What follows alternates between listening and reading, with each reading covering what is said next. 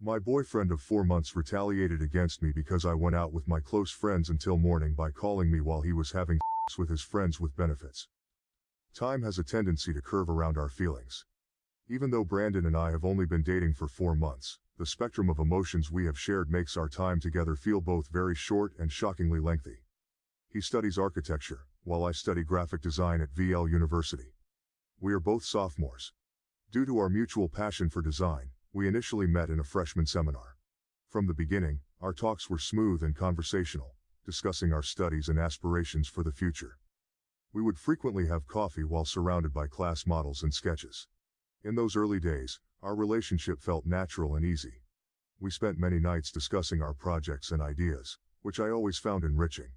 Brandon's background was quite different from mine, particularly his strong Catholic faith and conservative views, which initially I found intriguing. He was upfront about his past and his values, including his limited experience with relationships, and his decision to mostly save himself for marriage. However, as we moved past the honeymoon phase of our relationship, I began to feel the weight of our differences more acutely. His traditional views, which I once admired, started to feel restrictive, especially around topics of intimacy and personal freedom. He had been very open about his conservative approach to relationships, but this openness sometimes made me uncomfortable and skeptical about how it would affect our relationship. Our first major challenge came when I committed to a major group project with my friends from the graphic design program. The project, named 50 Specimen Shapes, was an ambitious plan to create 3D models for various abstract shapes, combining artistic flair with scientific precision. As the deadline approached, my team decided to pull an all-nighter to finish our work. I was excited about the project and shared my plans with Brandon, hoping he would understand the commitment it required. Instead, his response was cooler than expected. He seemed uneasy, not just about the late night, but also about me being deeply involved in something outside of our relationship. His discomfort seemed to stem from his religious beliefs, which made him wary of the unpredictable nature of creative projects. His reaction left a coldness between us as I prepared for the night. There was a noticeable tension in his goodbye that evening, and even his hug felt forced. It made me wonder if our relationship, built on such different foundations, could really last. Despite this, I headed into the project night full of anticipation, but also concern, not realizing that the events of the evening would test our relationship even further. The day leading up to the planned all-nighter with my friends was a typical Thursday, marked by the usual rush of classes and the added buzz of creative energy that always seemed to spike as deadlines approached. I had spent most of the afternoon in the studio, putting the finishing touches on my part of the project, my mind racing with adjustments and improvements. The vibrant atmosphere was contagious, everyone throwing ideas back and forth, our workspace a testament to weeks of hard work and chaotic creativity. I checked my phone intermittently, noting the absence of any messages from Brandon. It was unusual, given that we often exchanged quick updates or words of encouragement throughout the day. Deciding to break the silence, I sent him a text, hoping to lighten his mood and possibly share some of my excitement. "Hey, busy day here but looking forward to tonight. Wish me luck," I typed, hoping the smiley face would bring a smile to his too. The reply came just as I was gathering my things to leave the studio for a quick dinner before the evening's marathon. "Good luck. We need to talk when you have a moment," the message read, void of any emojis that might hint at his mood. The brevity and tone of his text sent a small wave of anxiety through me. It was not what I had hoped to read, especially not today. Dinner was a rushed affair at a nearby cafe, where I sat alone with a sandwich and a cup of too strong coffee, mulling over Brandon's message. The cafe was cozy, a little nook that served as a frequent escape for me from the campus hustle. Today, however, the warmth of the cafe did little to ease the chill that had settled inside me. Returning to my apartment briefly, I found Brandon waiting for me, his figure slouched against the doorway of our small shared living room, an unmistakable tension in his posture. As I stepped inside, the look on his face was serious, more somber than I had seen in days. "Hey, you're home early," I said, trying to sound cheerful. Brandon just nodded, his eyes following me as I dropped my bag and took off my coat. "We need to talk about this project night of yours," he began, his voice steady but with an edge that immediately put me on guard. "I don't understand why you need to spend a whole night working on this with your friends. Doesn't seem like it's just about the project." His words stung, more so because they echoed a deeper distrust that seemed to have been growing between us. "It's just a project, Brandon. It's important for my course, and you know how these things go. We all push at the end to get everything perfect, I replied, trying to keep my voice even. Brandon crossed his arms, his brow furrowing slightly. It's always about the project, isn't it? Or something else? I feel like you're slipping away, doing all these things without me. And tonight, it just feels like you don't want me around. I sighed, feeling the weight of his words and the widening gap they represented. This isn't about not wanting you around, Brandon. This is about me needing to do this for my degree. For me. I thought you understood that. He looked away, the lines of his face hardening. I do. It's just hard sometimes. I miss how it used to be with us. There was a sadness in his voice that pulled at me, a reminder of simpler times when our biggest concerns revolved around which movie to watch or what dessert to share on a Saturday night. Now, standing in the dim light of our living room, those days felt like distant echoes overshadowed by the growing complexities of our relationship. I miss that too, I admitted softly, the distance between us feeling more profound in the silence that followed. Dinner ended with an uneasy truce, the issue temporarily set aside but the tension lingering like a stubborn fog. As I grabbed my things to head out, Brandon's voice stopped me at the door. Be safe, okay? He said, a trace of the old warmth in his voice that made my heart ache for what we were struggling to hold on to. I will. I promise, I responded, offering him a small hopeful smile before stepping out into the cool evening air. The night's possibilities stretched out before me like the sprawling campus pathways. The excitement for the project was still there, but now it was tinged with a poignant mixture of concern and longing for the relationship I was still learning to navigate. The night of the project was set to be intense, a blend of creativity and chaos as we worked against the clock. My friends and I had booked a study room in the university's main library, a space often reserved for late-night cram sessions and collaborative projects. As I arrived around 8 p.m., the familiar sense of excitement and nervous energy filled the air, palpable among the scattered laptops, strewn papers, and 3D materials that covered the tables. The first few hours flew by as we dove into our tasks.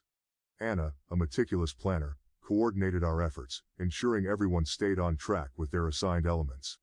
John, ever the perfectionist, was immersed in adjusting the lighting on our 3D models, creating the perfect shadows that made our shapes seem almost lifelike. My role was to integrate the background graphics I had designed, ensuring they complemented rather than overwhelmed the models. At 10 p.m. I sent a quick message to Brandon. In full swing here. Hope your evening is relaxing. The immediate response I hoped for didn't come, and I pushed the slight worry away, redirecting my focus to the vibrant discussion on color schemes and textures swirling around me. Midnight approached, and we took a brief coffee break. The library's 24-hour cafe was buzzing with other students similarly burning the midnight oil, and the air was thick with the aroma of espresso and the low hum of hushed conversations. I checked my phone again, noting the absence of any message from Brandon. A ripple of concern stirred within me, but I was quickly pulled back into the lively banter of my friends, discussing the latest episode of a popular design reality show. By 2 a.m. the project was shaping up, but the fatigue was setting in. We powered through with energy drinks and the collective adrenaline that comes from nearing the finish line. I sent another message to Brandon, a bit more detailed this time. Still working hard. Miss you. The read receipt popped up almost immediately, but there was no reply. The silence gnawed at me, making the coffee seem a bit more bitter. As 4 a.m. rolled around, we were in the final stretch, adding the last touches to our project. The room was quieter now, the earlier excitement giving way to focused concentration and the occasional yawn. I sent one last update to Brandon, half hoping he'd respond with words of encouragement or at least acknowledge my efforts. Almost done here. Can't wait for you to see the final product. Love you. The lack of response this time felt heavier, more loaded. I stared at the screen for a moment longer than necessary, the glow highlighting the worry lines that had formed between my brows. Finally, around 5:30 a.m., we wrapped up. Our project, a visually stunning presentation of geometric and organic shapes, stood as a testament to our hard work and collaborative spirit. There was a collective sigh of relief mixed with pride as we packed up our things. Despite the successful conclusion, my heart wasn't fully in the celebration. The unanswered messages from Brandon cast a shadow over my mood.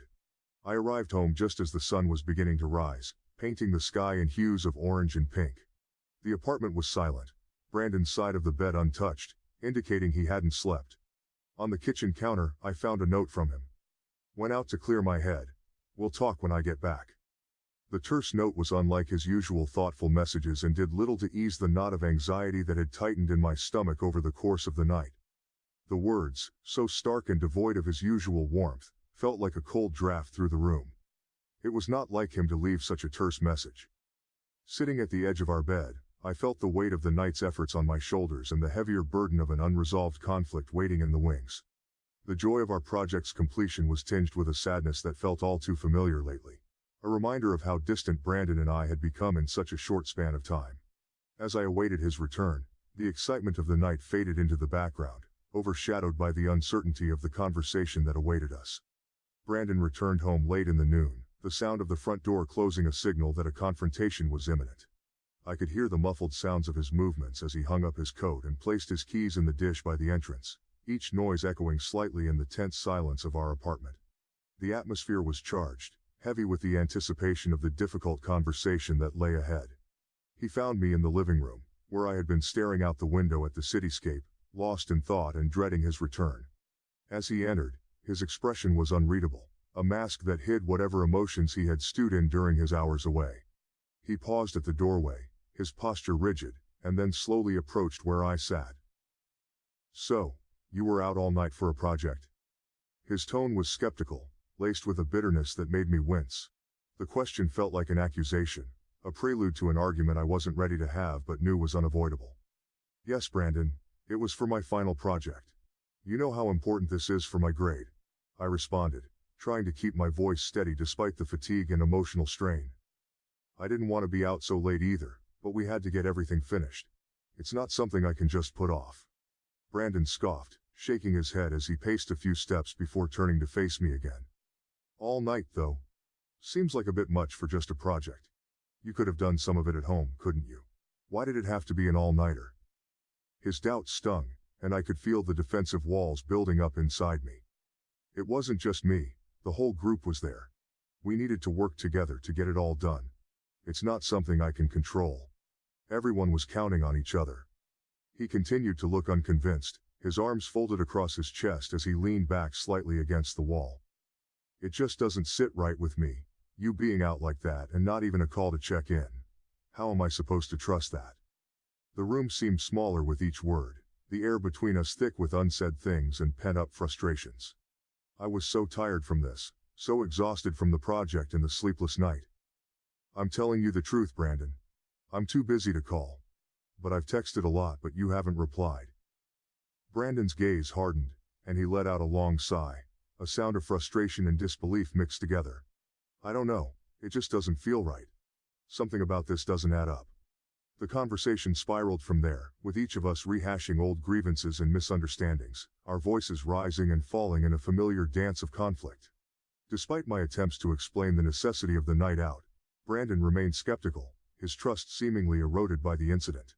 As the discussion wore on, I felt a profound exhaustion wash over me, not just from the lack of sleep but from the constant battle to justify my actions and intentions. It was draining, this feeling of having to defend my commitment to both my education and our relationship, and as the afternoon light began to fade, so too did my resolve to keep arguing. Finally, I stood up, a gesture that paused our heated exchange. "I need some rest, Brandon," I said quietly, the fight gone from my voice. "I'm sorry you feel this way, but I've told you the truth. I hope you can believe me."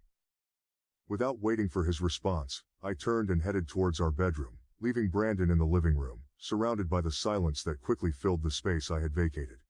The unresolved tensions remained, a silent specter in our home, as I closed the bedroom door behind me, seeking a refuge from the turmoil and a few hours of much-needed sleep.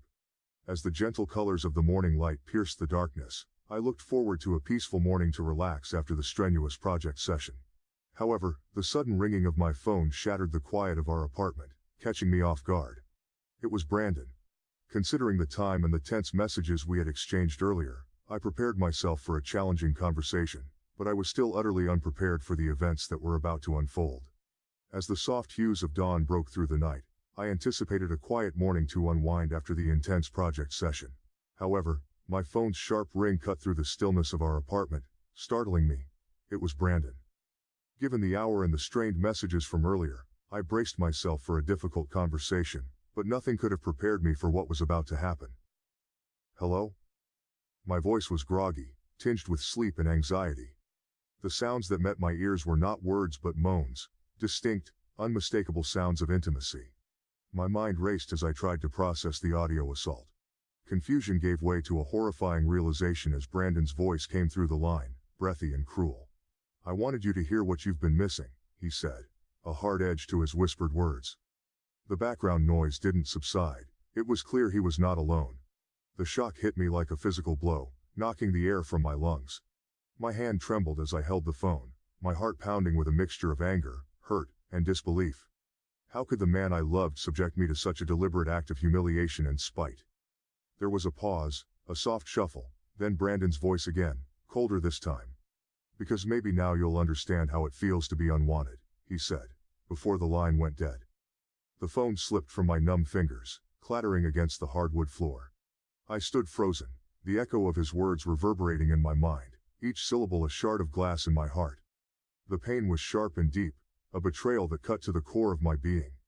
Tears spilled over, hot and unchecked, as I sank to the floor. The room spun around me, a whirl of dark thoughts and unanswered questions. Who was the woman he was with? But more than anything, why would he choose such a devastating way to express his pain? In my shock, I called Anna immediately. She came to my apartment and rushed into the room. She was by my side, her hands gently lifting my chin to meet her worried gaze. "What happened? Oh my God, are you okay?" Her voice was laced with concern, her eyes searching mine for an explanation. I shook my head, the words catching in my throat. Through sobs, I recounted the phone call, each word punctuated by a fresh wave of tears. Anna listened in silence, her arm wrapping around my shoulders in a comforting embrace. "This isn't just about tonight, is it?" she murmured after I had finished, her voice soft but steady. "There's more going on here, more pain than just this moment." She was right. The incident wasn't an isolated one but a climax of ongoing tensions and unspoken grievances that had been building between Brandon and me. It was the breaking point of something that had been fracturing slowly, painfully, over time. Anna stayed with me as dawn turned to day, offering silent support as I processed the initial shock, and began to consider the implications of what had happened. The reality of the situation was harsh. Not only had Brandon violated our trust in the most intimate way, but he had also used his actions as a weapon, a way to hurt me as deeply as he felt hurt. "We need to talk about this, not just you and me, but you and him," Anna finally said, her tone firm. "This can't be brushed under the rug. It's too big, too painful." She was right. As much as I dreaded the confrontation, I knew it was necessary. The foundation of our relationship had been shaken, perhaps irrevocably, and it was clear that things could not continue as they had been. With Anna's encouragement, I found the strength to call Brandon later that day. My voice was steadier than I felt, bolstered by the conviction that I deserved better than the cruelty he had shown. "Brandon, we need to talk," I started, my words clear despite the tremor of emotion that underlaid them. "What you did this morning was beyond hurtful. It was destructive." There was a heavy silence on the other end before Brandon responded. His voice was subdued, lacking the harshness of earlier. "I know," he admitted, and for a moment, I thought I heard a hint of regret from him. I was angry, hurt. I had no idea how else to show, so I did that. "Brandon, hurting me like that, making me listen while you were with someone else. That's not a way to solve anything. It's just causing more pain," I continued, my voice firm but shaking with the weight of my emotions. "I know," he repeated, his voice low. "I wasn't thinking, I just felt so disconnected from you, and I don't know what I thought. I'm sorry, truly." His apology was a start, but the road to healing seemed long and fraught with potential setbacks. The trust between us had been deeply damaged, and I was unsure if it could ever fully be restored. After the phone call with Brandon, I retreated to the safety of our bedroom.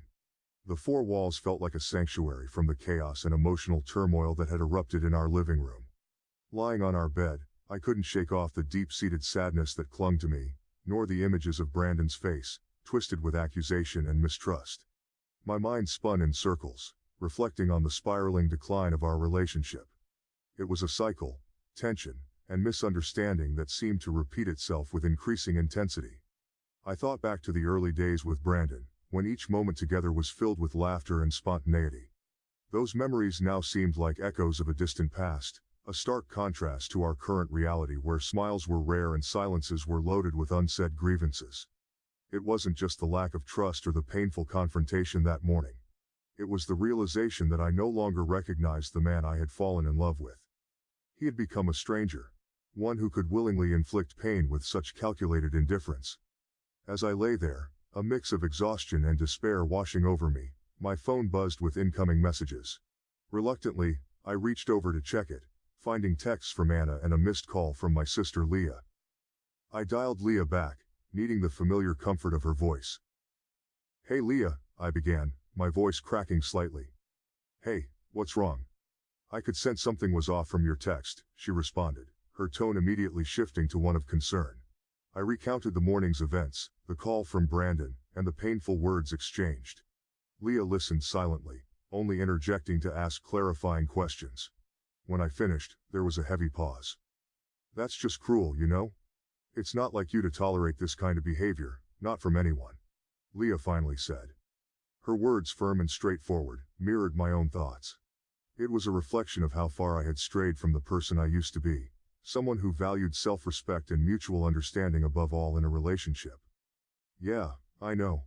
I don't even know who he was anymore," I admitted, feeling the weight of my own words. "I can't keep going like this. It's draining me, Leah. It's not healthy." "You deserve so much better," Leah replied, her voice soft yet insistent. "You need to think about what you really want moving forward, not just for the sake of the relationship, but for yourself." Her words sparked something within me, a flicker of determination amidst the confusion.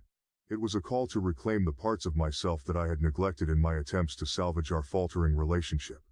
I needed to reflect on what I truly wanted, not just drift along in the current of Brandon's moods and accusations. Later that day, I met with Anna for coffee. As always, she was a grounding presence, someone who could always cut through the noise and help me see things more clearly. As I sipped my coffee, Anna laid it out plainly. "Everyone sees it, you know. You're not yourself anymore. You're always tense, always worrying about how to navigate around Brandon's feelings. When's the last time you did something just for yourself? Something that made you happy?" Her question hung in the air, stark and challenging. I didn't have an answer, and that in itself was telling. "He's changed, Anna. Or maybe I'm just seeing the side of him he's hidden all this time," I said, the realization bitter. "Maybe," Anna agreed, her brow furrowed in thought. "But more importantly, what are you going to do about it?" That was the question, wasn't it? What was I going to do? The thought of continuing in a relationship where I felt so undervalued, so misunderstood, was unbearable. Yet the thought of ending things, of stepping into the unknown after all we had shared, was daunting. Over the next few days, I took time to myself, reflecting on my values, my needs, and my future. I thought about the kind of love I wanted, the kind that was nurturing, respectful, and joyful. It was clear that what Brandon and I had now was far from those ideals. The love had been overshadowed by resentment and pain, a far cry from the partnership I envisioned. I realized that moving forward alone was a better path than staying in a relationship that had lost its way. It wasn't just about finding happiness but about preserving my self-respect and rediscovering the strength I had before the relationship consumed me. With a heavy heart but a clear mind, I decided it was time to end the relationship with Brandon.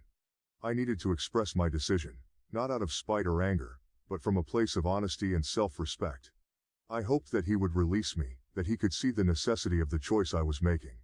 The decision to end our relationship was not easy, but it was necessary.